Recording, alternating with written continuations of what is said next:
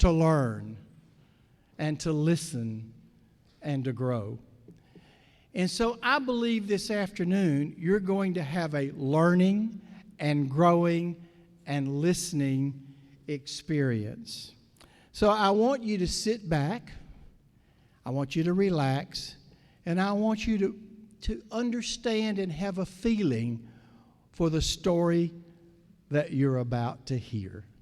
So I'm not going to take Dr. Stumm's time in an introduction, but I would just like to say what a personal privilege it is to have Mr. May here this afternoon from my part. So would you join me in thanking him?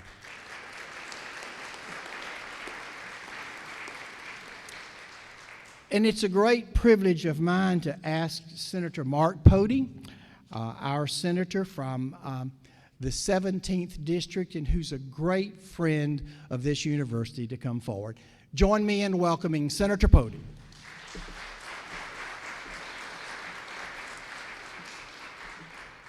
Good afternoon. What a great day to be alive. I've got to tell you, though, we're here for a somber moment. And I want to take you on a trip for just a moment. All right? So we're going to buckle up and go for a short trip. And I'm sitting in a socially distanced, crowded room. And we got a lot of people looking on through the internet and so forth. But here's what I want you to do. I want you just to close your eyes for a moment in this room and picture this trip. I've got 12 grandkids. Those kids are from all over the world. They're from all races. They're black, they're biracial, they're Mexican. Some of my grandkids have been through the girls' things that they've been adopted through DCS, through things that no girl should have ever had to go through. But when we close our eyes in a room like this, every one of us is different. But in this crowded room, God made each of us individually. And as we remember this moment of what happened because of racism and prejudice so many years ago, as we think about our neighbors right next to us, there is no difference. We're all the same. We're all children of God. And there's going to be a point in time that we're going to see each other just exactly like we do with our eyes closed. We won't see a difference. We're going to see everybody equal. Everybody in the same vision. And we're here to remember that. And you're welcome to open your eyes back. We're back here at Cumberland, one of the most diverse universities I've ever been to remember this occasion of things that had happened. And one of the things that we do at the state capitol every 2 years, we try and honor the nation of Israel. Not that we're trying to say there's one nation or anything. We want to honor all of them. But Israel's been through so much. And we want to, as a state, reach back out and say, we remember things that have happened to them. Mr. President, Paul Stumm, I will tell you, I am honored to be in a university where you're leading like this, underneath your leadership and the things that you put in place in this university. I'm so proud to be a friend of Cumberland. I will tell you, one of my closest mentors is Dr. Bill McKee. If there's ever a question that I have, he is the very first person that I call, and I say, Dr. McKee, what's your thoughts on this? He works so hard for everybody.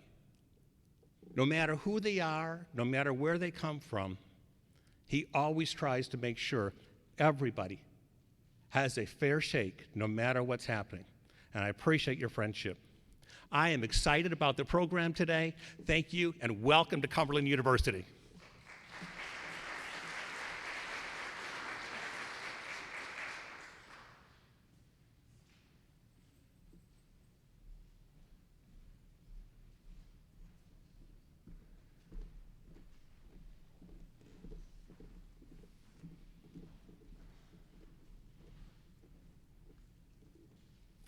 Thank you, Senator.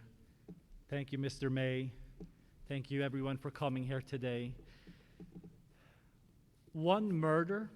Have you guys allowed this thought to resonate in your minds? One murder. I still remember the first time someone sat me down and explained what that concept is. I was a kid, the news were on. Someone had been murdered in the little small area where we lived at the time. It was an unfamiliar thought to my childhood mind.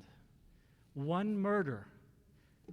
Let that sink in. That one murder is enough to forever change the dynamic of a home, of a family. There's going to forever be that chair sitting empty at the end of the table. A family of broken hearts that never again will be the same. Those of us who have lived in a small town, we know that that one tragedy, that one murder is enough to forever change the feeling of that place. It will no longer be a place of peace and joy, but always a place of turmoil and trouble, haunted by the memory of those that were taken away from us too soon. Remember this, the Holocaust was that one murder, millions of times over and over again, as the world turned a blind eyes for months and years, as trains transported happy and healthy and loving families to a certain death in concentration camps. The Holocaust was a legal process that transformed those loving and happy, normal, everyday people. The postal workers, the bankers, the university students, the first graders, people like you and I, transformed them into heaps of ash. We are here today because we are committed to remember. We will never forget what happened. It was 76 years ago. But anti-Semitism, hatred against Jews, anti-Ziganism, hatred against the Romani people, it is still with us today. Yet for some reason along the way, we have allowed ourselves to believe the lie that this is a thing of the past. This happened long ago, and it is no longer relevant. Anti-Semitism is no longer something we need to concern ourselves with. So when we hear that the Jewish American community is the most targeted community in the United States for violent hate crime, when we hear that 11 Jewish Americans were murdered in 2019 alone simply for being Jewish, it's business as usual. We refrain from having that conversation. And we tell ourselves and others that this happened a long time ago. But we are here today to recognize that we must remember what happened a long time ago, because if we fail to remember, it will happen again. It can happen again. It happens every time someone is attacked on the streets of New York City because they're Jewish. It happened when 2 Romani children drowned on a beach in Italy just 2 years ago, and their bodies laid washed onto the beach. No one lifted a finger to even help them, and locals kept enjoying their picnics and bathing at sea because they had no place in their hearts for this particular people group. The Nazis waged war against the Jewish people, against the Romani people. They also murdered gays. They murdered people with disabilities. They murdered people with political views or religious beliefs that their regime did not approve of. It could happen again. And next time, it could be me or it could be you. Let us remember, but let us not only remember what happened long ago, let it sink in that it was one murder millions of times over, and that one murder has been repeated throughout the ages, every time someone is beaten and murdered because they're Jewish, or because they're Romani, or because they belong to other groups that for whatever reason people choose to hate upon and attack and dehumanize. And we commit today not only to never forget and always remember, but we commit to take this seriously. And when we hear about anti-Semitism, when we hear about anti-Ziganism or hatred in any form, it's my responsibility and it is your responsibility. It is our shared and sacred duty to come together as one and say, no, we will not have it. We will not stand for this.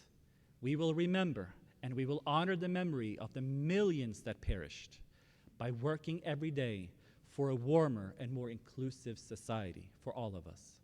So today we will light 3 candles. And we light 3 candles commemorating the 3 categories of victims in the concentration camps: the men, the women, and the children that were murdered by gas, by shootings, burned to death, tortured to death, in concentration camps, in woods, in fields, all throughout Europe. Let's remember together, and let us honor their legacy by making sure that we never accept this type of hatred, bigotry, or lies about others to take foothold in our hearts, in our minds, in our neighborhoods, or in our society ever again. The first candle will be lit by Rabbi Saul Strasberg. He is the rabbi of Congregation Sherith Israel in Nashville. He is a committee member of various national and international organizations. He is the founder and co-head of the innovative Jewish Middle School in Nashville. He is also an established musician and much, much more. And he lights this candle in memory of the men that were murdered in the Holocaust.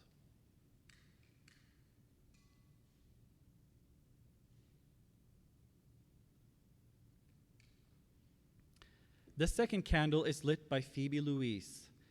She is a songwriter, teacher, traditional storyteller, and a pastoral counselor in the Romani community of Nashville. And I'm biased because she's also my wife.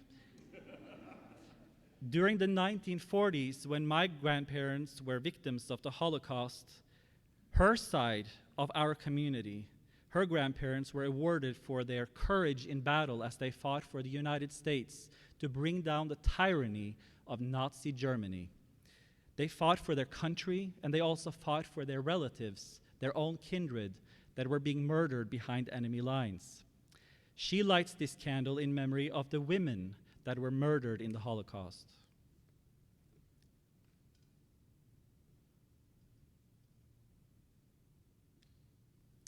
The final candle is lit by Natalie Hershey from Lebanon.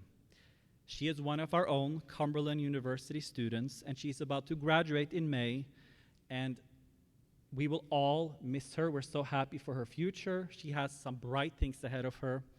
She is a senior biology major and psychology minor. That was close enough? Fair enough, okay. And she is the student leader of our Jewish student group, the Kosher Phoenix. She is descended from Holocaust survivors and victims, and she did her capstone presentation on epigenetic response to trauma, as studies indicate epigenetic change in the family lines of Holocaust survivors. And she plans to go into genetic counseling or research. She lights this candle in memory of the children that were murdered in the Holocaust.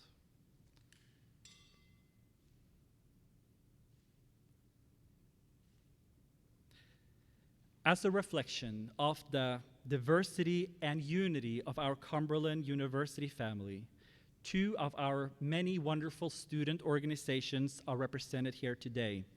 They will present flowers to honor the victims of the Holocaust, to also express the value of solidarity and friendship between our many diverse communities, because together we come together and we create one society.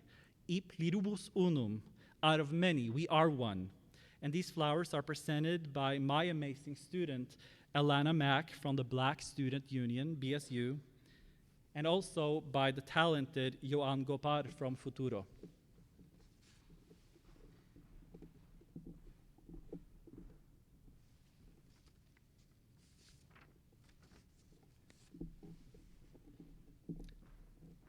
I'm going to share something with you that I hadn't planned to share. I had it printed this morning because I thought, maybe I'll do it.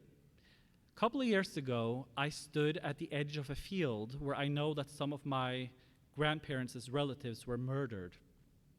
Near the field, there was a very beautiful shop, and they were selling jars of homemade jelly. And the berries grow on the fields nearby. I knew that the people, the elderly people and their family that runs this shop, they were probably there when my relatives were murdered on that field. And I wondered if they kept collecting berries and making the delicious jelly. So I wrote the poem. I read it last year, and I feel led to read it again this year. So I hope you'll oblige.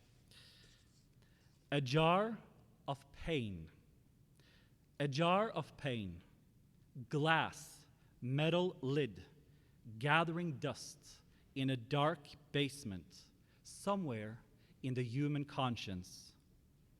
If you were to open this jar of pain, 100,000s of screams would rise from the darkness inside, the darkness inside.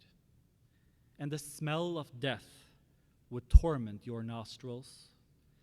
The last whispers and the dying dreams of scared children, murdered because they were born. If you put that jar back, you might see the jar of pain. It comes with a label. It's already fading, easily ignored, and soon, perhaps, to be forgotten. It says Holocaust history.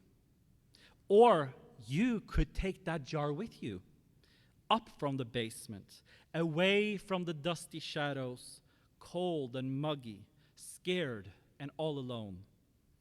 Clean it, put a candle into the darkness inside,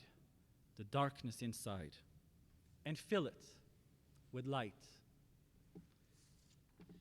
If you would all join me and rise for a prayer, Rabbi Strasberg will recite, he will chant in Hebrew and recite in English the traditional Jewish prayer to honor the victims of the Holocaust, El Maleh Rechamim. This will be followed by a performance by professional, multi-talented musician, Lacey Carpenter. El Maleh Rachamim, Shochein Bamromim, Hamsei Menucha, Al Kanfei Ashchina, B'malot Kedoshim Utorim, Kizoar Harakia, Mazhirim, Et Kol Neshamot Shel Sheishet Milyonei HaYehudim Varomaim, Chalei HaShoah Be'Europa, Shenehergu, Shenishchatu, Shenisrefu, V'Shenispu Al Kiddush Hashem, Lachein Bal Harachamim Yasireim, Besetek Nafal Leolamim, B'Yitzror Achem Minishmateihem, Adonai Unachalatam, V'Yamdu L'Kates L'Go HaYamim V'Nomar Amen. May God remember the souls of our 6 million brothers and sisters of the house of Israel who died in sanctification of his name during the Holocaust. May God remember their sacrifices among those of the holy martyrs and heroes of Israel and our Romani brothers and sisters and all others. May their souls be joined in the bonds of everlasting life among all the righteous of our people. May they rest in peace, and let us say Amen.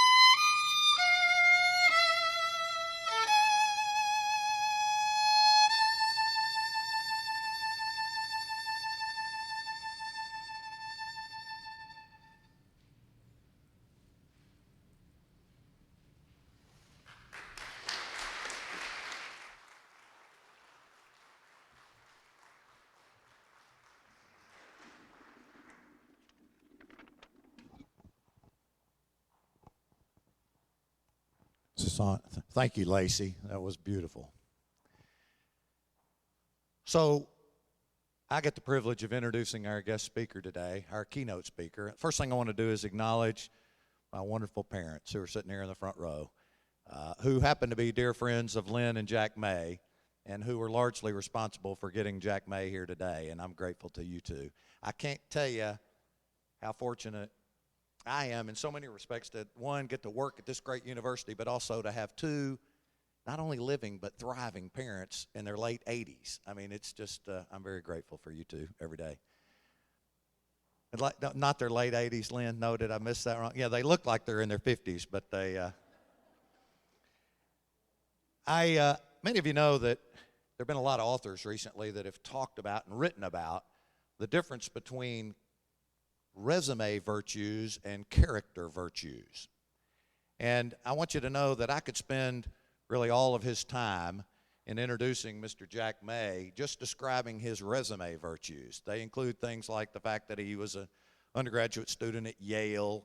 He later went to law school. He worked for the CIA. He managed a huge company, the May's Hosiery Mill, which, by the way, produced the socks that the Apollo astronauts wore to the moon.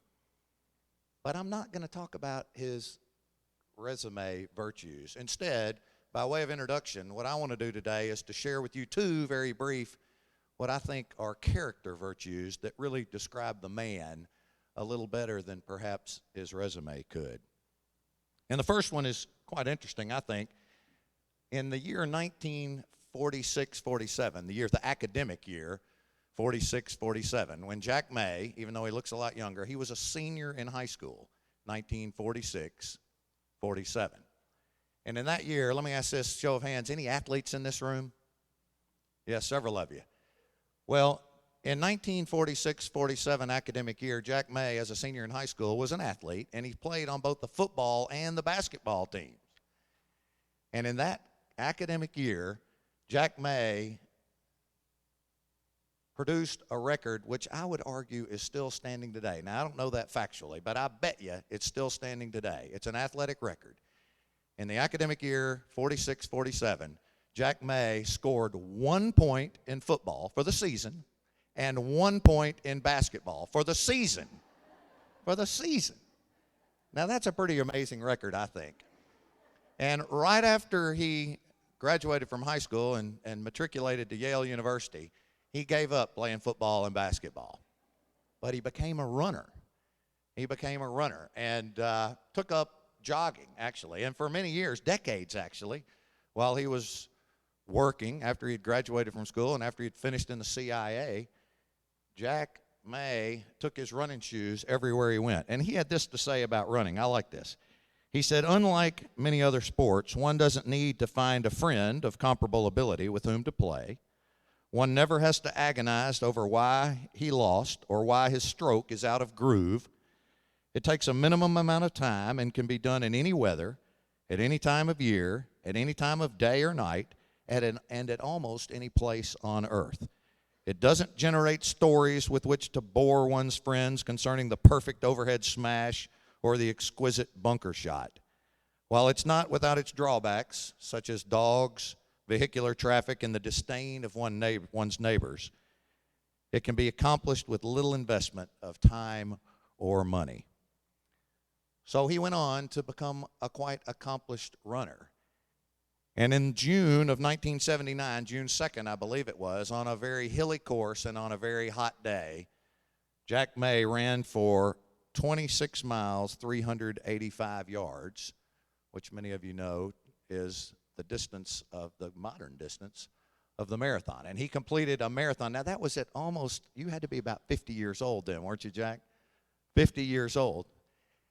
And he ran his first marathon. And I want you to know that he didn't set a course record that day. He ran, and by the way, the Marathon Oil Marathon up in, where was it, Terre Haute, Indiana? Terre Haute, Indiana. He didn't set any course records, but he did something that over 400 of the other entrants in that race can't say, and that is he finished that marathon. So he's a great runner.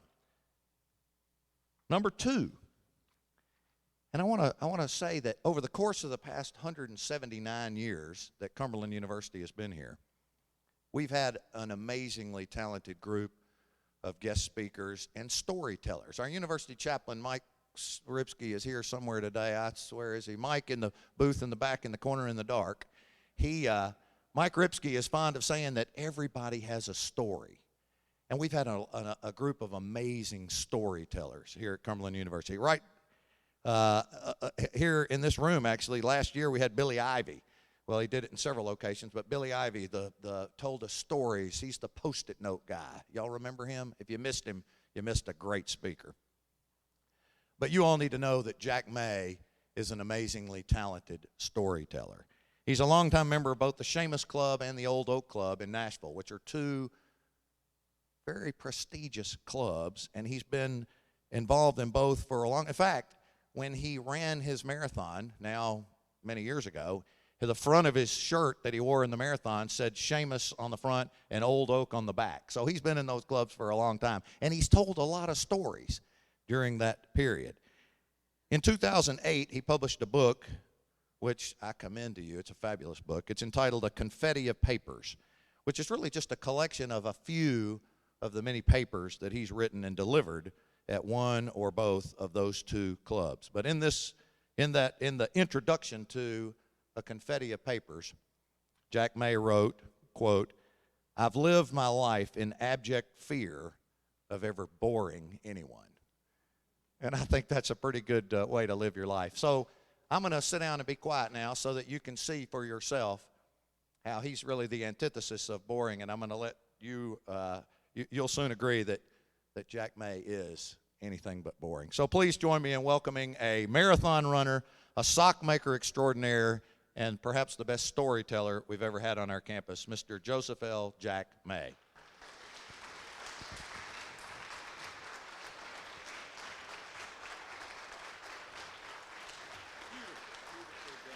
Thank you. You want this microphone or this one? Either one. I think I'll hold this. Let's see if I can, how I do. I'm going to sit down.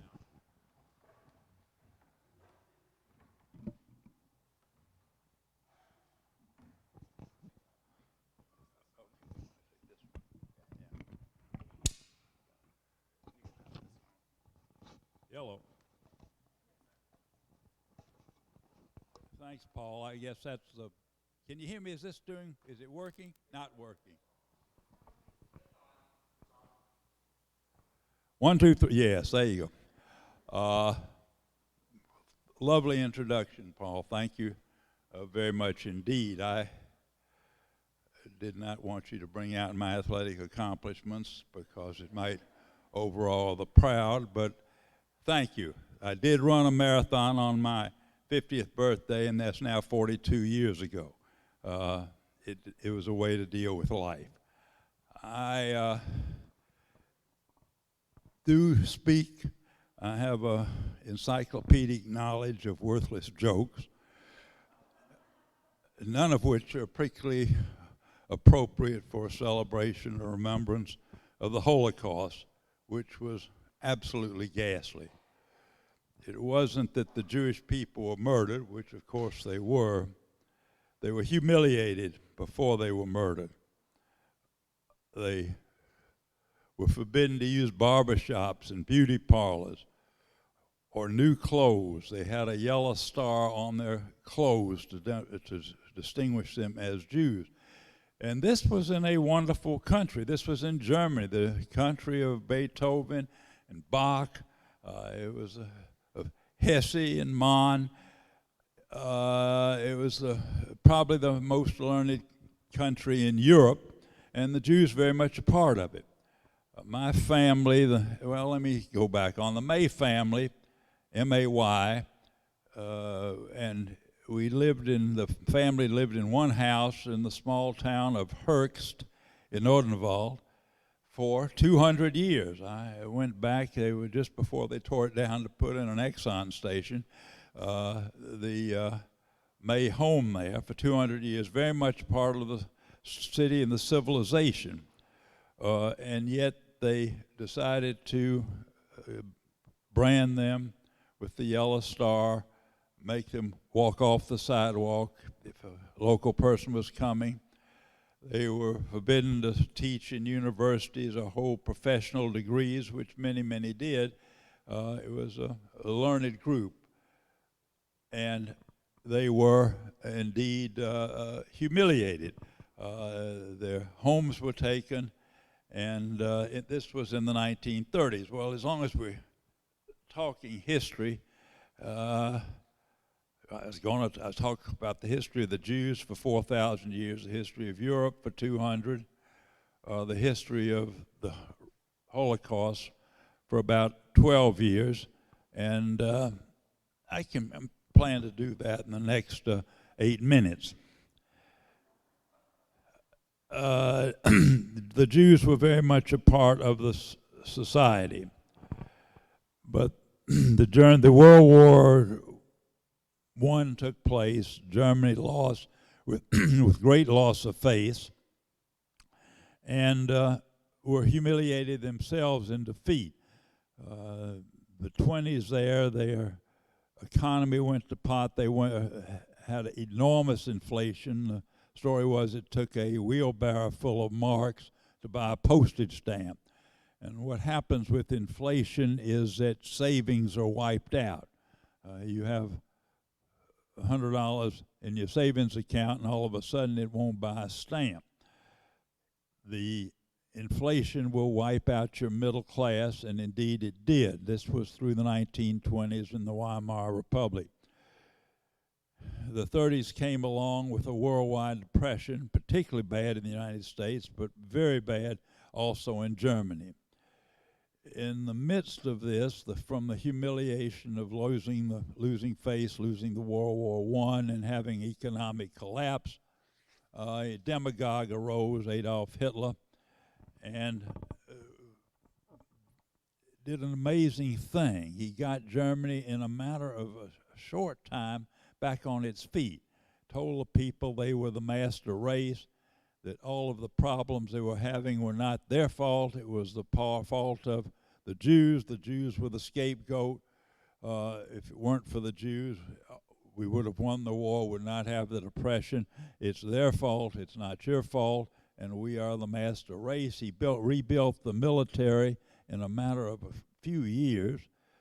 The French built the Maginot Line, and the Germans ran 100,000 troops, British troops, out of England in a matter of days with the Blitzkrieg War and then the evacuation at Dunkirk, which has been made into a movie, which I invite you to see. And 2 weeks later, they came down from the north, from the Low Countries, and took Paris. It's just absolutely astounding.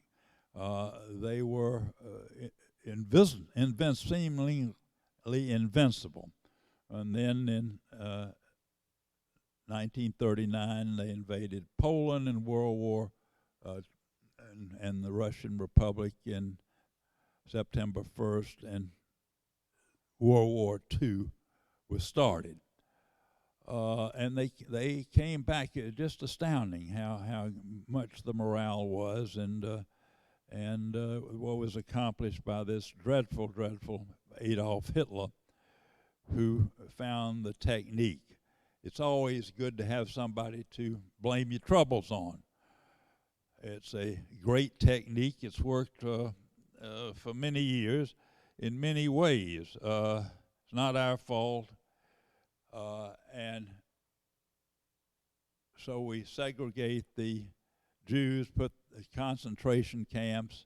That too was ghastly, taking families in the middle of the night, and families weren't grown-ups like you. It was also mothers with 4-year-old daughters and 6-year-old sons who were separated and taken away, taken by night to the city square, marched to the railroad crossings, put on into boxcars with no food, no water, and no sanitation, and to make it more horrible, put lye on the floor, L-Y-E, lye, so you couldn't lay down or even sit on the floor. You had to stand, and you stood all night, and you got to a concentration camp or a death camp like Auschwitz in the morning.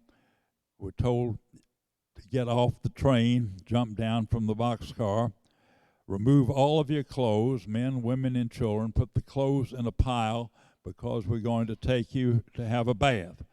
So everybody took off their clothes, and if those that didn't were beaten heavily with sticks, went into the bathhouse to take a shower. And of course, it wasn't a shower. They locked the door, and from the shower heads came poison gas. You know, it's hard to kill 6 million people.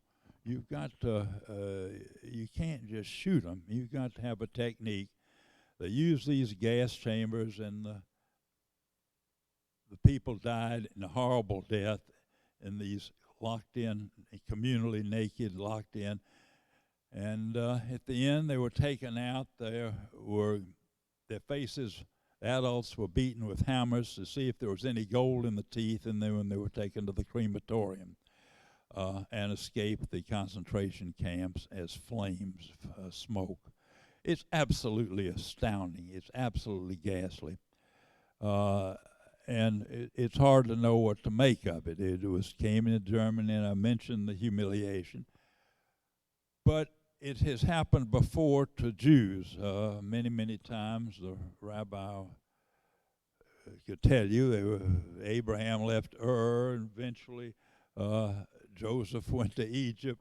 We just celebrated the Passover, which the Jews escaped the horrors of slavery in Egypt, made their way to their own country in time, fought the Greeks. In 70 AD, the Romans came and wiped them out, their temple in Jerusalem.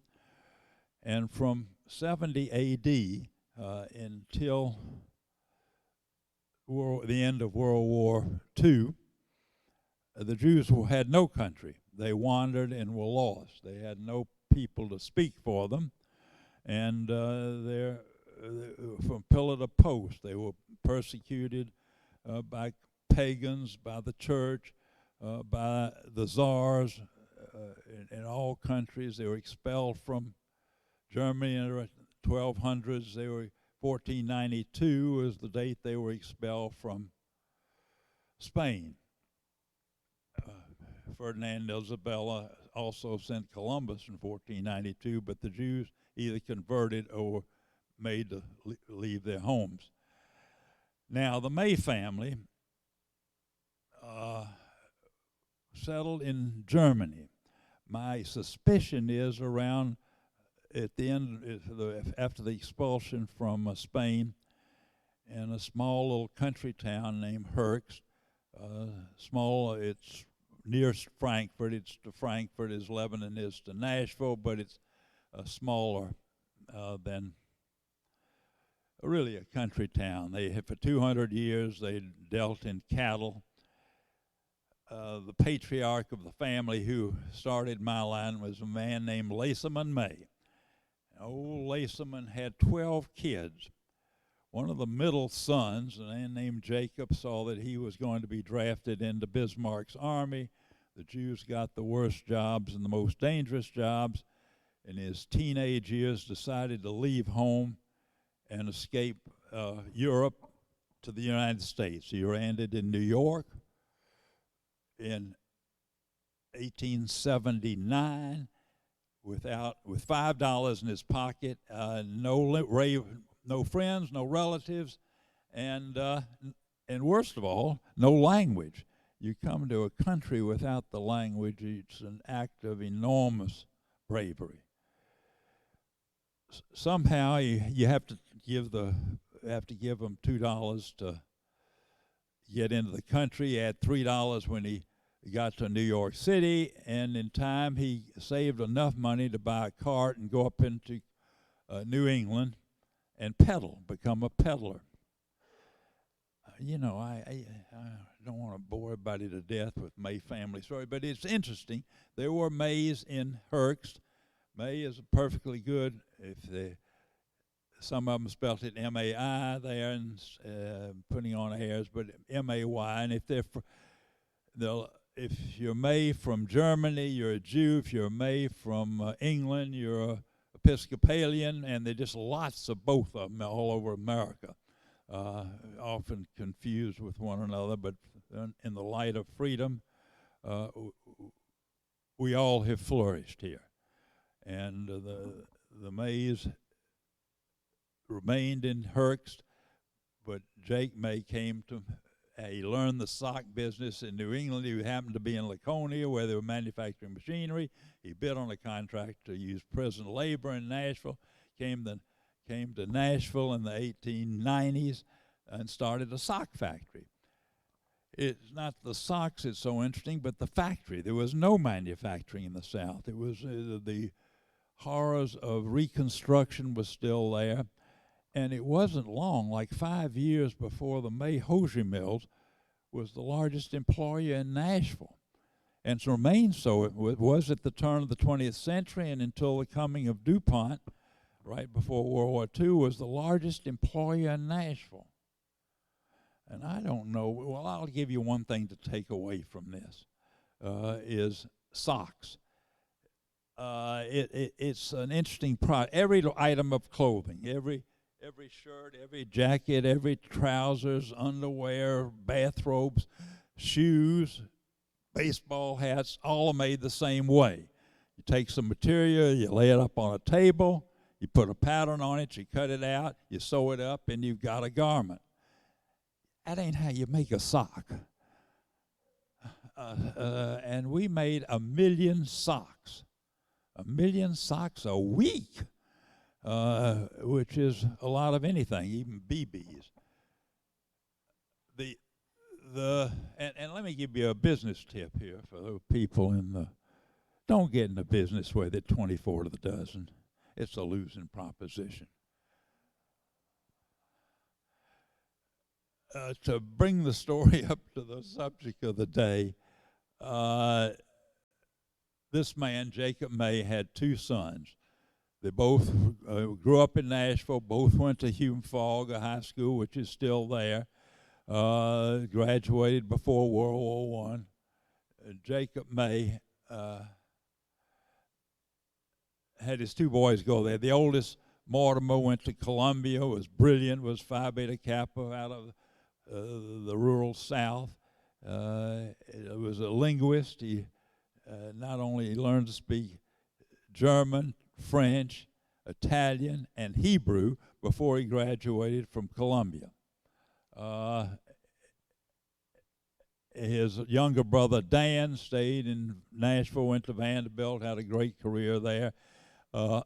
And there they were, these 2 sons of Jacob May. I can say that the Metro Nashville wouldn't exist without Dan, nor the state of Israel without Mortimer. That would be a hyperbole. But maybe not. They were 2 extraordinary men, the Mays of Nashville. Mortimer, the older son, got very interested in Jewish affairs. His father wasn't, Jacob wasn't. But Mortimer was, and he saw the horrors of Europe. He fell in with a young woman from Milwaukee named Golda Meyerson, and they would go around shaking blue boxes for contributions to the state of Palestine. Mortimer then saw the horrors of the 30s, the described often today, the horrible treatment of the Jews, decided something had to be done, made 6 or 8 trips to Germany and you could not get Jews out of Germany. America was not particularly friendly, they turned them away. You could sign for people to come here, but you had to guarantee they would never be a public charge and would take no welfare whatsoever. Mortimer was in a position where he could do this with some courage and moxie, chutzpah, and he brought them to Nashville. Many of them, I guess, maybe as many as 80 or 90 to Nashville, another couple hundred to the United States, for which he signed, many of which he got jobs in the sock factory, and they came and settled in Nashville. Those that didn't come, and when some they came, I can remember in 1938, and I was 9 years old, and I remember my father's younger brother, Moses, came to Nashville with his daughters and two granddaughters, ages 2 and 4, and they grew up and eventually went to Vanderbilt, and just now they're like anybody else. And that's what happened. The country, e pluribus unum, as Mark referred to it, we all became Americans, and that was the greatest blessing of all. I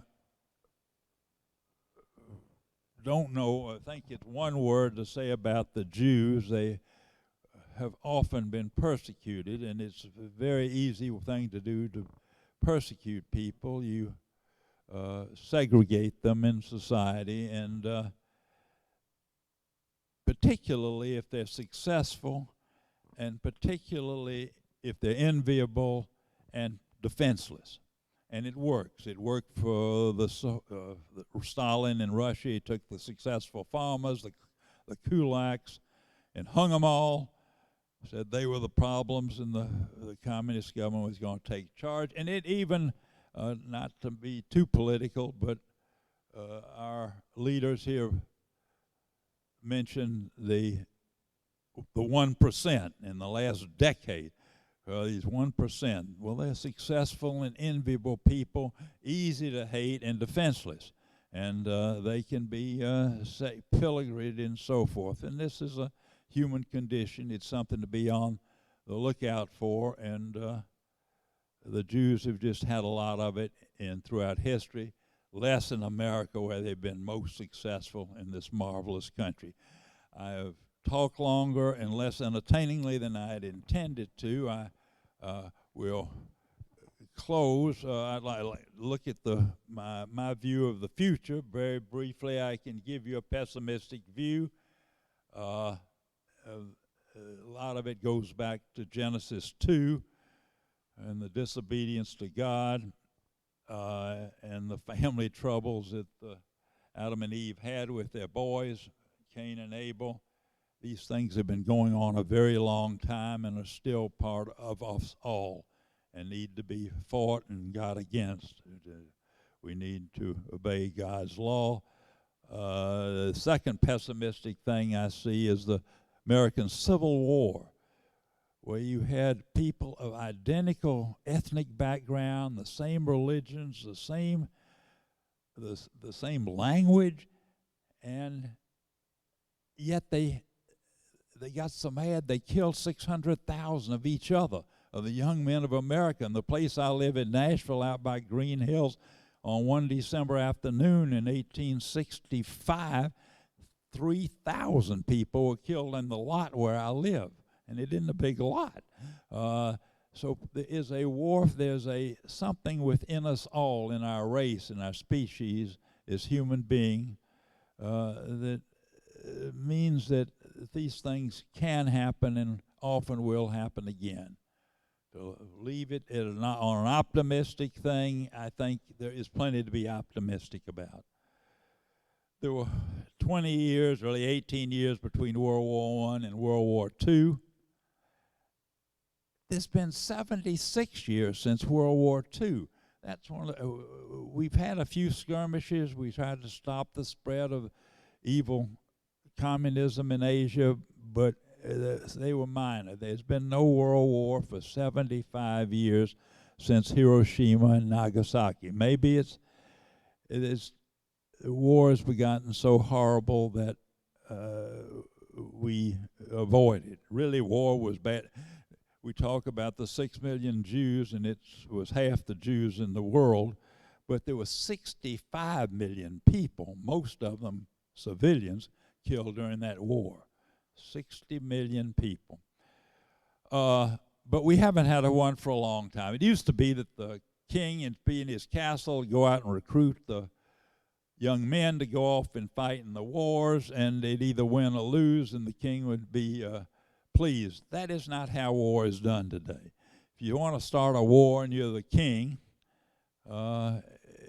you know you're going to be the first one blown up. And you can be as miserable and crazy as Kim Jong-un, the North Korean dictator, but he knows that he can't send our mother out. He is as vulnerable as they are, and that seems to have a bit of sobriety added to the race.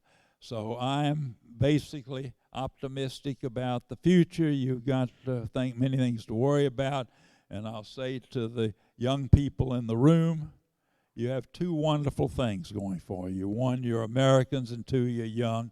There are no greater blessings. And with that, I'll end my talk. I hope it didn't go too long.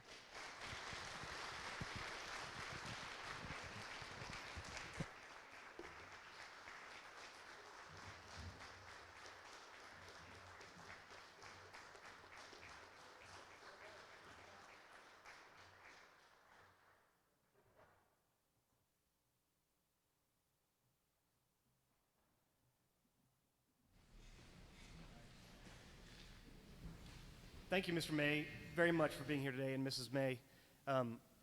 We have all studied history. Some of you are currently studying history. And we study these big movements. We study the big picture and progression over time of big events. It is always so much more enriching when somebody's personal story of the life that was lived during that history is told. And I appreciate you very much coming here today to tell us that story. I went to school in Washington, D.C., and on the cornerstone of a building in the city, I don't even remember which one it was graven, "Eternal vigilance is the price of liberty." And that's what we're here today to bear in mind. Since then, I would walk past it on the way to work and really appreciated that quote. I looked it up recently to find out who said it. It's often attributed to Thomas Jefferson, but that's not ever in his papers. It was apparently a phrase that was used quite a bit in the early part of the 19th century. I think it is something really important to bear in mind. We are a free country. That freedom means that we are sometimes vulnerable to movements that occur within our own country. This is a time, this is a day to look back on the past and to think carefully about the future we want to see created and to make sure that history is never repeated. There's a phrase that says that history doesn't repeat itself, but it often rhymes. You may have heard in his story some things that rhyme with our current time. A loss of a middle class. Other things that occurred were the loss of an independent media. These are things that occurred before other dictatorships in the past, one of which we talked about today. And there are some rhymes of that in society today. So who's going to stop that? Where would it come from? Where would the bulwark against that kind of energy come from? It has to come from all of us. And in a free country, in a place where all of us have the opportunity to be able to advocate for ourselves and for what we believe, that has a government that is responsive to the people, that's our obligation and it's our responsibility. So eternal vigilance means you must know the past, you must study the history, you must listen to the stories, you must think forward, and you must be an active part of the future you want to create. So I thank again Dr. Hallman today for bringing this event together. I thank you, Mr. and Mrs. May, for being here today. I thank all of you for coming to listen and to learn and to make sure that you take from this the lessons that will safeguard a future we all want to see. Thank you very much, and enjoy the rest of your afternoon.